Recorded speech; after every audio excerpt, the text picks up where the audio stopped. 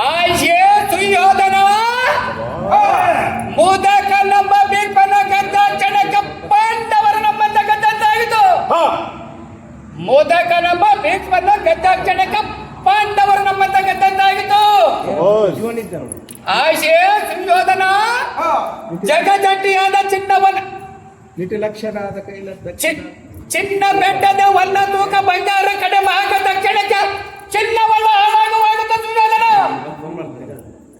ಮೋದಕ ನಮ್ಮ ಬೇಕೈನು ನಮ್ಮಂತ ಗದ್ದಾಗಿತ್ತು.